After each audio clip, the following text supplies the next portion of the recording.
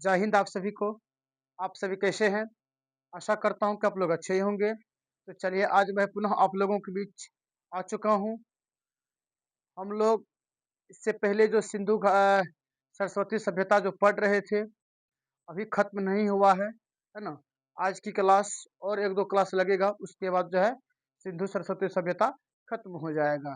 तो चलिए आज की क्लास में हम लोग विशेष जानेंगे। आज की क्लास भी जो है बहुत ही ज़्यादा महत्वपूर्ण होने वाली है, ठीक है? तो इस क्लास को भी आप लोग मिस नहीं कीजिएगा, शुरू से लेके अंत तक देखने का प्रयास कीजिएगा, ठीक है? और समझने का भी प्रयास कीजिएगा। तो चलिए अब हम क्लास को शुरू करें? तो ठीक है, चलिए क्लास को हम शुरू करते हैं। चलिए सबसे पहले देखिए क्या है यहाँ पे। सबसे पहले हड़प्पा से प्राप्त वस्तुएं। हड़प्पा हड़प्पा के बारे में आप लोगों को कुछ कुछ बता दिए थे, इससे पहले आप लोगों को कल की क्लास में हम बता दिए थे। अब समझेंगे हम कि हड़प्पा से कौन कौन सा वस्तु प्राप्त हुआ है या कौन कौन सा वस्तु हम लोगों को मिला है, ठीक है? उसके बारे में हम लोग डिस्कस कर लेते हैं। सबसे पहले है अन्नागर, ठीक है? अन्नागर क्या है हम इधर जानेंगे, ठीक है?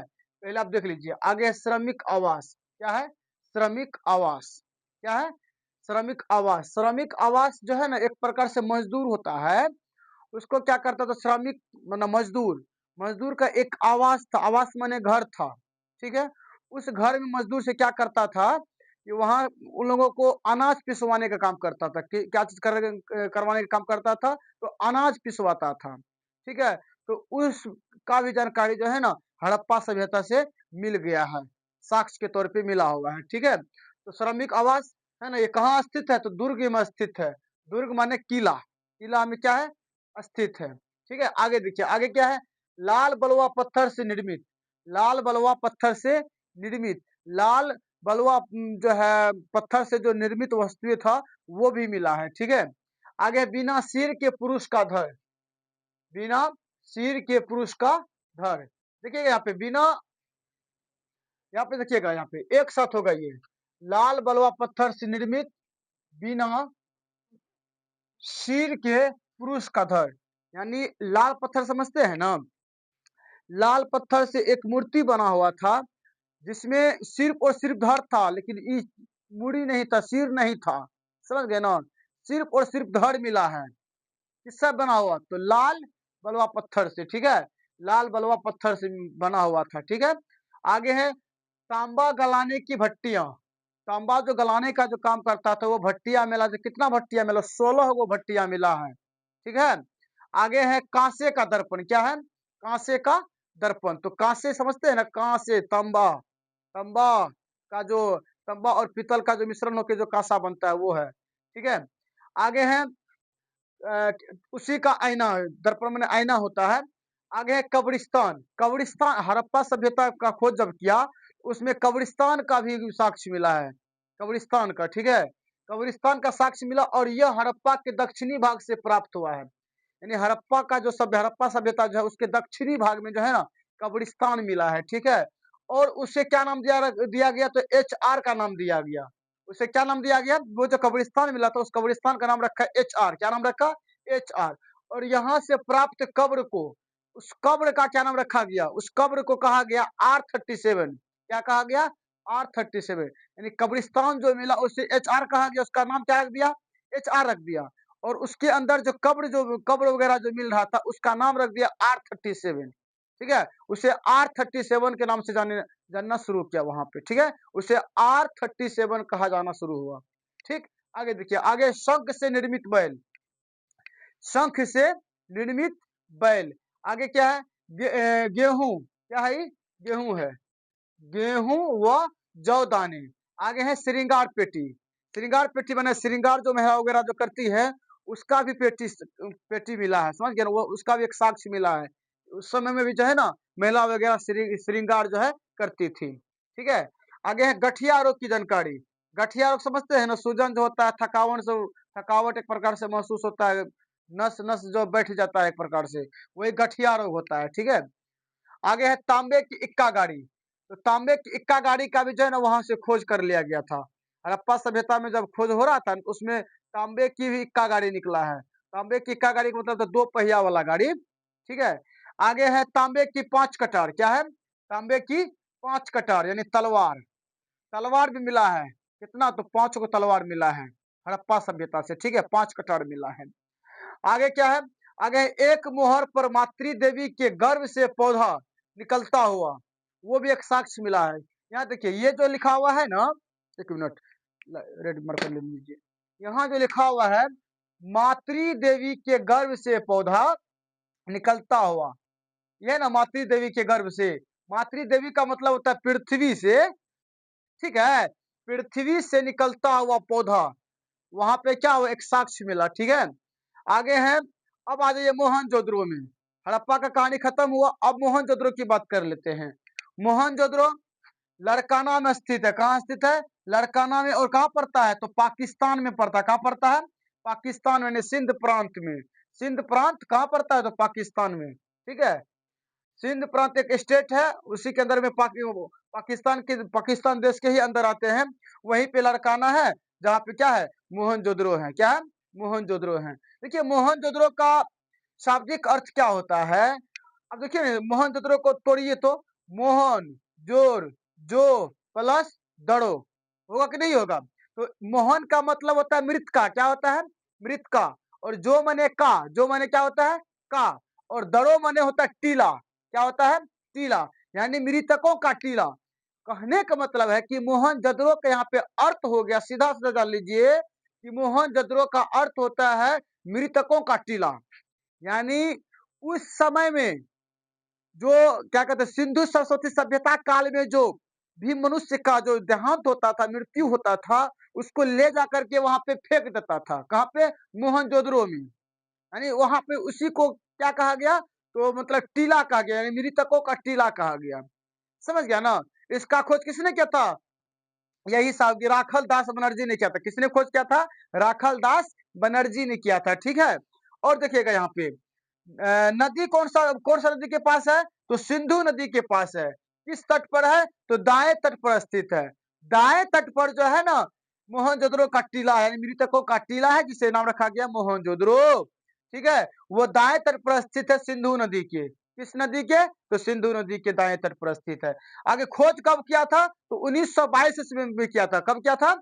1922 ईस्वी में किया था। देखो पहले हड़प्पा का खोज हुआ था, उसके बाद फिर मोहनजोदड़ो का खोज हुआ है, बात समझ गए ना? तो मोहनजोदड़ो का खोज किसने किया था? राखल दास बनर्जी ने किया था। मोहनजोदड़ो खोज किसने किया था? राखल दास बनर्जी ने किया था। कब किया था? 1922 ईस्वी में। और मोहनजोदड़ो का अर्थ क्या होता है? मृतकों का टीला, मृतकों का टीला। कोई दिक्कत यहाँ तक? चलिए अब आगे देखते हैं। आगे है उत्खनन, यानी उत्खनन मतलब क्या कहते हैं, मिट्टी जो खोदने का जो काम किया वहां पे, गड्ढा खोदने का जो काम किया वहां पे। तो कब से शुरू हुआ था? 1922 से लेकर 1925 तक चला, ठीक है। उस समय में कौन कौन उत्खनन किया? तो राखल दास बनर्जी और जॉन मार्शल, ये दोनों मिलकर जो है ना खुदाई करने का काम किया, उत्खनन किया वहां पे, ठीक है। उसके बाद 1927 में कौन किया खुदाई? उत्खनन का काम कौन किया? तो अर्नेस्ट मैके ने किया। उसके बाद 1945 में कौन किया? मार्टिमर व्हीलर ने किया। किसने किया? मार्टिमर व्हीलर ने किया। 1965 में जॉर्ज डेल्स ने किया, ठीक है।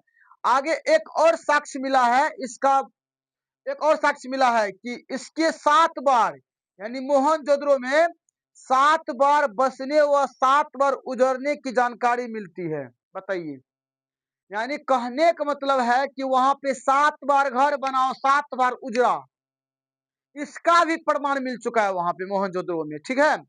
आगे देखिए, आगे क्या है कि अन्य नाम देखिए, मोहनजोदड़ो का अन्य नाम भी है, जिसे हम लोग कहते हैं सिंध का बगीचा। क्या कहते हैं? सिंध का बगीचा, रेगिस्तान का बगीचा, सिंधी का नखलिस्तान, सिंधी का नखलिस्तान। और क्या कहते हैं? स्तूपों का शहर कहते हैं। क्या कहते हैं? स्तूपों का शहर कहते हैं। ये सारा का सारा नाम मोहनजोदड़ो का ही है। और मोहनजोदड़ो कौन सा भाषा है? तो सिंधी भाषा है। कौन सा भाषा है? तो सिंधी भाषा। कोई दिक्कत यहाँ तक नहीं ना समझने में? देखिए एक एक पॉइंट को समझते हुए चलिए, हम एक एक स्टेप को समझाते, एक एक वर्ड्स को समझाते हैं। अगर आप नहीं समझिएगा तो दिक्कत होगा ना जी। एक एक पॉइंट को समझ के चलना होगा आपको, समझ गए ना? चलिए, और इसे आप लोग रिवाइजिंग डेली का डेली करना, ऐसा नहीं कि आज हम नोट कर लिए छोड़ दिए 10 दिन के लिए, नहीं। जैसे आज नोट किए हैं तो उसको 1 घंटा उसको फिर पुनः देखिए, फिर कल देखिए, फिर परसों देखिए, लगातार उसको देखते रहना है, नहीं तो फिर भूल जाइएगा। समझ गए ना क्यों? क्योंकि बहुत सारे सिलेबस है, सभी को देखना पड़ता है ना, इसीलिए अब दूसरा को देखिएगा तो इतिहास भूल जाइएगा, इतिहास को देखिएगा भूगोल भूल जाइएगा। इसीलिए सर सभी को कॉम्बिनेशन बना के चलना है। सब दिन सब विषय को देखना है। ऐसा नहीं कि आज इसको नहीं देखना है, कल उसको देखेंगे, परसों उसको देखेंगे, उसके बाद इसको देखेंगे, ऐसा नहीं होगा। सब दिन सब विषय को देखना है। समझे ना? चलिए आगे क्या है? हाँ, अब आगे आ जाइए यहाँ पे। मोहनजोदड़ो से प्राप्त जानकारी, क्या-क्या जानकारी हुआ है वहाँ से? क्या-क्या निकला है? पहले अन्नागार की बात कर लेते हैं। अब ये अन्नागार लिखे थे ना, अन्नागार की बात करते हैं। देखिए अन्नागार का मतलब था यह मोहनजोदड़ो की सबसे बड़ी इमारत थी। अन्नागार जो है एक इमारत थी, एक बिल्डिंग थी जो कि सबसे बड़ी इमारत थी। अन्नागार जिसका का नाम था।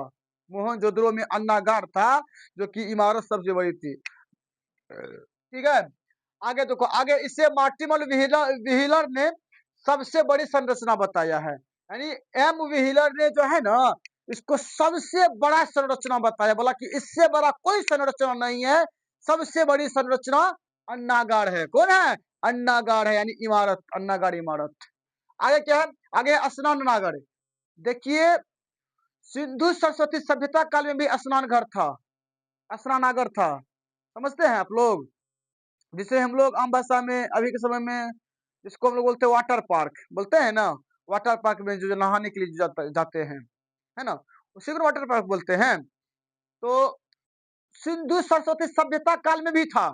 सोचिए उस समय में भी जो है ना इसका प्रचलन चल रहा था। बताइए, अब समझते हैं इसके बारे में। देखिए धार्मिक अवसरों पर सामूहिक स्नान के लिए उपयोग, यानी धार्मिक, जब कोई मतलब जैसे मान के चलिए कोई पर्व होता था, त्योहार, कोई ना कोई त्योहार जब होता था ना, उस स्नानागार में जाकर के सभी को एक साथ स्नान करने का काम करता था। ठीक है, एक साथ स्नान करने का काम करता था। अब इस स्नानागार के बारे में जान लेते हैं कि इसकी लंबाई कितनी थी, चौड़ाई कितनी थी, गहराई कितनी थी, सीढ़ियां कितनी थी। ठीक है, अब इसके बारे में हम लोग जान लेते हैं। देखिए स्नानागार का जो लंबाई था 39 फीट था। कितना था? 39 फीट था। और मीटर की बात किया जाएगा तो 11.8 मीटर था। चौड़ाई कितना है? 23 फीट। और इसका जब मीटर की बात किया जाए तो 7.01 मीटर होगा। आगे क्या है? आगे है गहराई। गहराई इसका 8 फीट था। कितना था? इसका जो गहराई था ना वो 8 फीट का था। स्नानागार का सिंधु सरस्वती सभ्यता काल का ही बात बोल रहे हैं जी। ठीक है, आगे क्या है? इसमें दोनों और 9 से 9 सीढ़ियां बनी हुई थी। 9 सीढ़ियां बनी हुई थी दोनों ओर। यानी कहने का मतलब स्नानागार जो था ना उसके दोनों ओर 9 सीढ़ियां बना हुआ था। समझ गए ना? आगे देखिए, आगे है इसे देखकर जॉन मार्शल ने कहा कि यह तात्कालीन विश्व की सबसे आश्चर्यजनक संरचना है। बताइए, अब मान के चलिए अगर इस प्रकार का अगर संरचना मिलेगा तो कितना आकर्षक लगेगा। तो हम लोगों के माइंड में ख्याल आएगा ना इस चीज को लेकर के, मतलब इससे पहले, मतलब कितना हजार साल पहले मतलब वाटर पार्क हुआ करता था। यहाँ से पता चल गया, मोहनजोदड़ो से पता चला कि नहीं चला? समझ गए ना? तो इसीलिए जो है जॉन मार्शल ने कहा कि तत्कालीन जो है ना विश्व का यानी पूरे वर्ल्ड का सबसे आश्चर्यजनक संरचना है, इससे खतरनाक संरचना अभी तक नहीं मिला है। बताइए, अब बताइए ना, 39 फीट लंबा था, 23 फीट चौड़ा था, गहराई 8 फीट का था और 9 सीढ़ियां था। बताइए कितना आकर्षक लगता होगा देखने में। आगे है पशुपति शिव की मुहर। पशुपति शिव की मुहर, यह शिव का आरंभिक रूप था। क्या था? आरंभिक रूप था।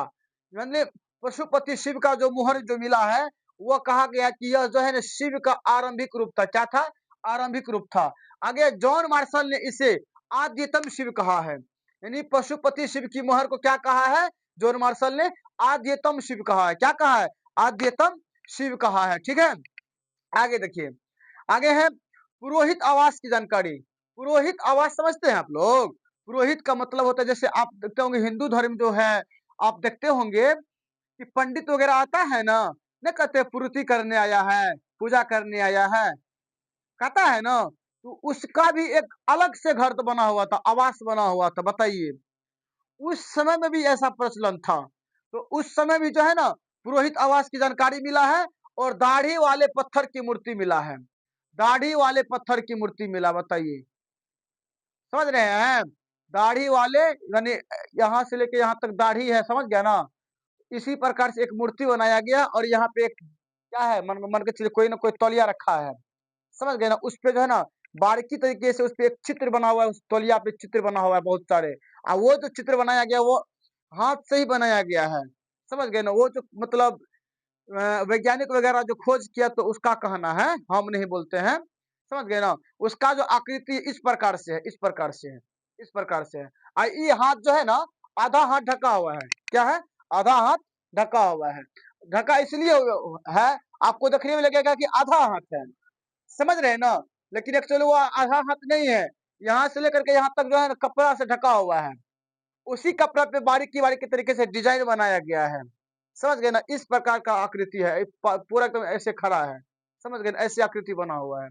ठीक है? आगे है काँसे से बनी नर्तकी की मूर्ति। नर्तकी समझते हैं ना? डांसर, नचनिया जिसको बोलते हैं हम लोग। है ना? जो डांस करती है, जो बात समझ रहे हैं ना? तो उसका भी मूर्ति मिला है। मूर्ति किस प्रकार से? इस प्रकार से मिला है, इस प्रकार से। अब इस प्रकार से का जो मूर्ति मिलेगा तो लगेगा ना कि डांस कर रही है। लगेगा या नहीं लगेगा? तो उससे पता चला कि सही मायने में जो है, अगर बात किया जाए सिंधु सरस्वती सभ्यता काल की, तो उस समय में भी डांस होता था, यानी नाच हुआ करता था उस समय में भी। अब बताइए जब उस समय में जब डांस होता होगा, तो माने उस समय भी गाना बजाना होता होगा। बिना गाना बजाए कैसे डांस करेगा कोई? कोई भी इंसान जनरेटर की आवाज पे थोड़ी डांस करेगा, नहीं ना करेगा। जनरेटर की आवाज पे डांस करेगा जी? नहीं करेगा। कोई मतलब 10 आदमी मिल के हल्ला कर रहा है तो उसपे डांस करेगा? नहीं करेगा। उसके लिए क्या चाहिए? या तो ढोल चाहिए, है ना? यानी तो डीजे चाहिए, यही सब चीज़ चाहिए। तो ये सब चीज़ मिलेगा तो क्या करेगा? डांस करेगा। तो इसी प्रकार का जो है एक प्रकार से नर्तकी का मूर्ति मिला है, जिसको देखने से लगता है कि डांस कर रही है। तो डांस का प्रचलन जो है सिंधु सरस्वती सभ्यता काल से ही चले आ रहा है, ठीक है? चलिए आगे है मृतकों को दफनाने की जानकारी, यानी मोहनजोदड़ो में ही पता चल गया कि मृतकों को जो दफनाया जाता था उसका भी जानकारी मिल चुका है। आगे है कुंवरदार बैल की मूर्ति। कुंवरदार बैल देखे हैं ना आप? बैल देखे हैं ना? अरे बैल नहीं देखे हैं? बैल के ऊपर में देख लेंगे कुंवर होता होगा ऐसे करके कुंवर होता है कि नहीं होता है? तो इसका भी मूर्ति मिला है, बैल का ही मूर्ति मिला है, ठीक है? आगे क्या है? आगे सूती वस्त्र की जानकारी। तो सूती वस्त्र जो तो सूती कपड़ा जो था उसका भी जानकारी मिला है ना? आगे है तांबे से बनी हेयर पिन। तांबे से बनी हेयर पिन समझते हैं? बाल को जो संवारते हैं आप लोग, बाल को संवार के पीछे जो पिन मारते हैं, वही हेयर पिन। वही ना हेयर पिन है जी? नहीं है, उसी को ना हेयर पिन बोलते हैं। तो वही होता है हेयर पिन। तो तांबा का बना हुआ हेयर पिन मिला है उस समय का। आगे है सीप से बने स्केल। सीप समझते हैं आप लोग? सीप नहीं समझते होंगे, आम भाषा में समझ जाइए कि आप लोग अगर धार गए होंगे, तो धार में क्या कहते हैं पीला-पीला कलर का या ग्रे-ग्रे कलर का आपको एक मिलता होगा जिसको हम लोग बोलते हैं घोंगा सितुआ। सितुआ बोलते हैं उसको। सितुआ को ही एक्चुअली सीप बोला जाता है। क्या बोला जाता है? सीप बोला जाता है। उसी का स्केल बनाया जाता था उस समय में। उसी का स्केल मिला है। सीप का ही स्केल मिला है। अच्छा स्केल का क्या काम है? नापी-जोखी करने के लिए। तो वही सीप का स्केल मिला है, ठीक? आगे है सर्वाधिक कुएँ। तो मोहनजोदड़ो के अंदर में बहुत सारे कुआँ भी मिला है। बहुत सारे कुएँ भी मिले हैं, ठीक है? आगे है सर्वाधिक मुहरे। मुहर समझते हैं ना? बहुत सारे मुहर भी मिला है वहाँ पे। बहुत सारे मतलब दीवार पे ये यहाँ-वहाँ बहुत जगह पे मुहर लगा हुआ था। वो भी मिले जो है ना एक प्रकार से साक्ष्य मिल गया है ना? आगे है सर्वाधिक लंबी लेख युक्त मुहरे।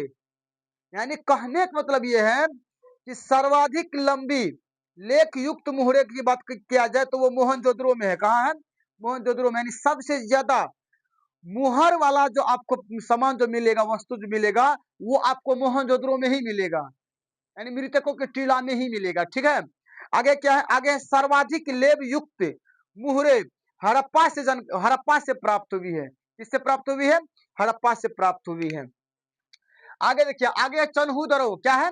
चनहू दरो क्या है जी? चनहू दरो देखिएगा यहाँ पे, ये जो है ना चनहू दरो, ये सिंध प्रांत यानी पाकिस्तान में पड़ता है। कहाँ पड़ता है? पाकिस्तान में पड़ता है। और ये मोहनजोदड़ो से 80 मील दक्षिण में स्थित है।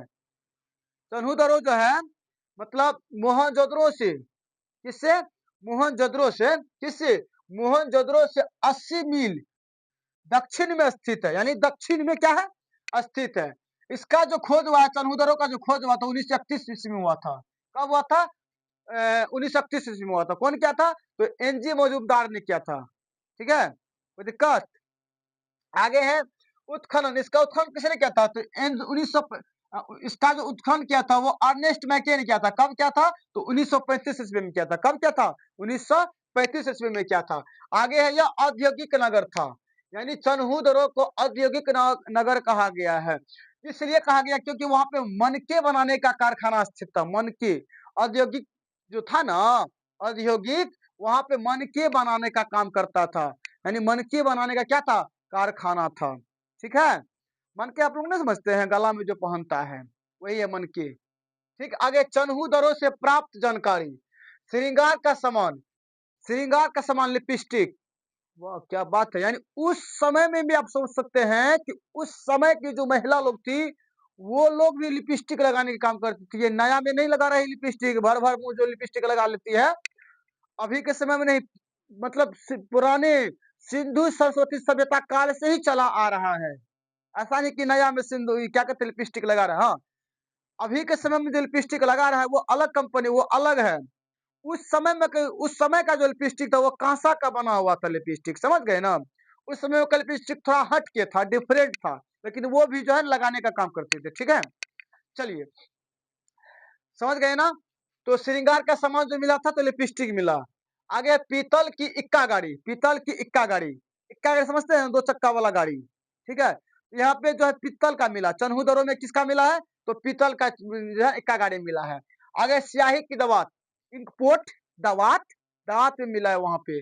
आगे हाथी दांत का खिलौना, हाथी दांत का खिलौना, यानी खिलौना बहुत सारे मिला है जो कि हाथी के दांत का बना हुआ था। ठीक, आगे ईंट पर बिल्ली का पीछा करते हुए कुत्ते के पंजे का निशान। अरे भाई क्या बात है, माने ईंट जो है ना, उस समय का ईंट को जो है निकाला गया, उस ईंट पे जो निशान है ना, उस ईंट पे निशान है जैसे बिल्ली का पीछा करते हुए, बिल्ली जो है ना आगे आगे जा रहा है और पीछे से कुत्ते का पंजा, कुत्ते का पंजा माने पैर का निशान। ठीक है, तो पैर का निशान का जो है ना वहां पे ईंट पे प्रदर्शित किया गया है, वहां पता चल चुका है। ठीक है, आगे यहाँ से पूर्व हड़प्पा काल, झुकर झाकर सभ्यता की जानकारी मिली है। ठीक है, चलिए तो क्लास खत्म हुआ। अब जो है ना सिंधु सरस्वती सभ्यता में मात्र 1-2 दिन का क्लास और होगा, उसका खत्म हो जाएगा। ठीक है, उसके बाद हम लोग नया टॉपिक में चलेंगे, जिस टॉपिक का नाम रहेगा वैदिक सभ्यता। क्या नाम रहेगा?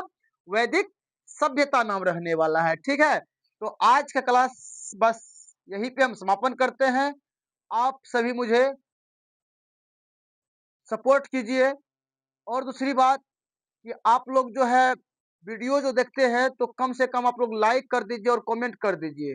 ठीक है, हो सके तो आप लोग शेयर कर दीजिए। ठीक है, तो अब आप हमें फ्री कीजिए। अब हम क्लास को यहीं पे खत्म करते हैं। आप सभी को मेरे तरफ से जय हिंद, जय भारत, गुड मॉर्निंग।